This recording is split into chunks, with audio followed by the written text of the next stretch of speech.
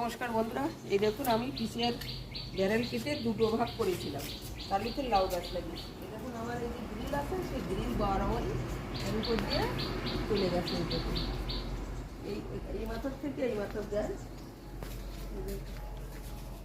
এই মাথায় চলে এসছে, একদম পুরো গ্রিল জুড়িয়ে গেছে। এই লাউ না অনেক জালি হয়েছিল, কিন্তু লাউ তেমন লাউ হয়নি।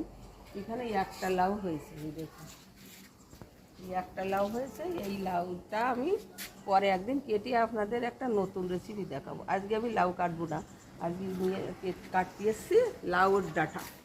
এই দেখুন এই লাউর ডাঁটা কেটে একটা নতুন রেসিপি করবো। ওই পিছন দিকে যাই আমি, পিছন দিকতে গেলে সামনের দিকে লাউ হয় তো, তাই লাউ সামনের দিকতে দেবো না, পিছন দিকতে কাটবো। বেশি কাটবো না, দুই একটা কাটবো, কারণ বেশি লাগবে না। আমি যে রেসিপিটা করবো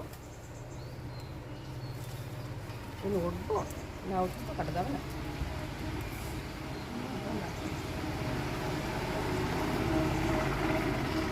আর একটা নেবো, আর একটা নেবো,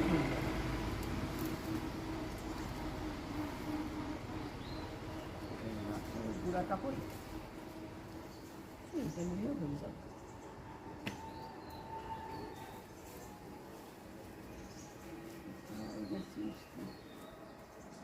যে পরিমাণে লাউ ডালি পড়েছিল, লাউ হয়নি জানো না বন্ধুরা, এই কটা হয়ে যাবে, বেশি লাগবে। নতুন রেসিপি করবো তো, লাউ শাক এবং লাউর দোকান। লাউর জালি এখনো অনেক আছে এতে। লাউ বন্ধুরা দেখুন, লাউ ডুগাগুলো কিন্তু মোটা মোটা আছে, একদম কৃত্রিমভাবে লাগানো, তো এর থেকে কত মোটা হবে দেখুন, খারাপ মোটা হয়নি, ভালোই হয়েছে। চলুন এখন রান্না করা। কড়াইতে জল দিয়েছিলাম, জলটা ফুটে গেছে। মুসুরির ডালটাকে আমি আধা ঘন্টা ভিজে রেখে দিয়েছিলাম, ফুটান্ত জলের ভিতরে না ডাল দিলে তাড়াতাড়ি ফুটে যায়। আর ডাল যখন রান্না করবেন আধা ঘন্টা, কমসে কম আধা ঘন্টা ভিজে রেখে দেবেন, দেখবেন ডালটা তাড়াতাড়ি সিদ্ধ হয়ে যায়।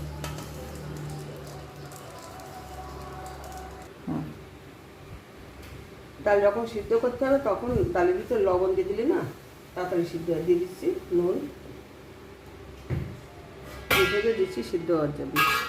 ডাল সিদ্ধর গন্ধটা খুব সুন্দর।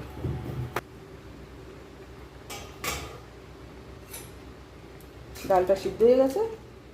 এখানে আমি সেই লাউ শাকটা কেটে ধুয়ে পরিষ্কার করে নিয়েছি, লাউ শাকটা দিয়ে দেবো ডালের ভিতর।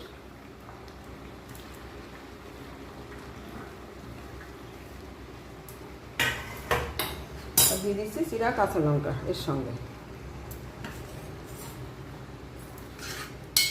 লাউ শাকটা ডালের সঙ্গে সিদ্ধ হতে থাকে, শাক দিয়ে লাউর ডাঁটা দিয়ে সিদ্ধ।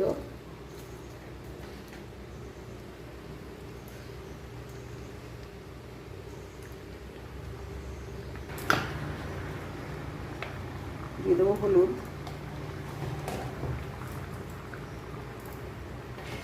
এগুলো দিয়ে দিচ্ছি গরম জল,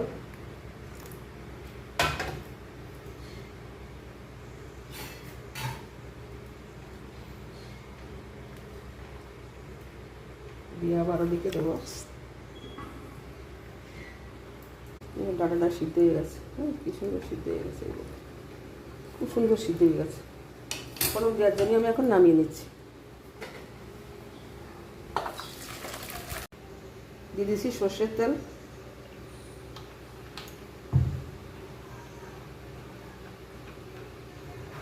ফোড়নে দিয়ে দিচ্ছি পেঁয়াজ কুচি, আর দিয়েছি রসুন কুচি, দিয়ে দেবো শুকনো লঙ্কা লাল লাল করে ভেজে দেবো।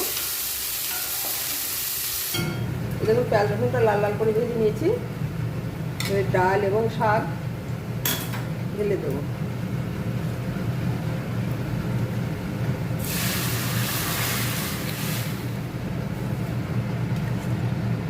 দিয়ে আর একটু ঢেলে দিয়ে আর একটু ফুটিয়ে দেবো। বেশি ঝোল জল রাখবো না, একটু গা মাখা ভাত থাকবে, শাকের সঙ্গে ডাল তো একটু গা মাখা থাকবে, ভালো হয়।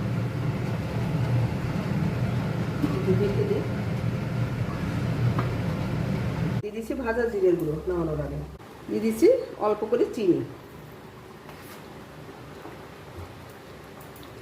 হয়ে গেছে লাউ শাক দিয়ে মুসুরির ডাল রান্না। আমি এখন নামিয়ে নেব। হয়ে গেছে, গ্যাসটা অফ করে দিই। নামিয়ে নিচ্ছি মুসুরির ডাল দিয়ে লাউ শাক।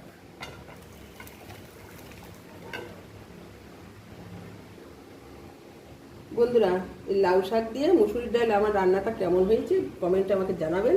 আর আমার ভিডিওটিকে লাইক, শেয়ার, সাবস্ক্রাইব করবেন।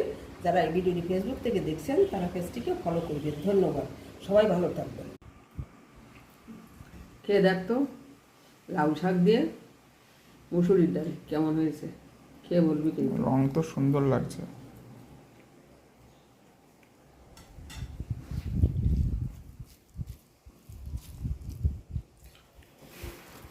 সুন্দর, রংটা কি সুন্দর লাগছে, সবুজের সঙ্গে হলুদ। খেয়ে দেখি। ভালো লাগছে তো। লাউ শাকের যে ফ্লেভারটা না, ডাটাটা এত সুন্দর লাগছে। ডাটা এখনো খাইনি। ডাটাটাও খুব সুন্দর লেগেছে খেতে। এর সঙ্গে তো কোনো ভাজাও লাগবে না, সুন্দর লাগছে। ভাজা করেছি তো, বেগুন ভাজা, পটল ভাজা। আর যে পেঁয়াজ আর রসুনের যে ফোড়নটা দেওয়া না, পটল ভাজা আছে, ওটার জন্য আরো বেশি ভালো লাগছে। আর সুন্দর একটা ফ্লেভার আসছে। বেগুন ভাজা আছে। এই দেখে একটু ভাজা না আলু ভালো লাগছে। ভাজা দিয়ে আসলে টেস্টটা বোঝা যাচ্ছে না, ভাজা ছাড়াই ভালো লাগছে। সত্যি সুন্দর হয়েছে। এই দুটো আলাদা আলাদা মেনু রেসিপি দিয়েও যে একটা রেসিপি বানায় এত ভালো লাগে। খুব সুন্দর, খুব সুন্দর লাগছে, খুব ভালো হয়েছে।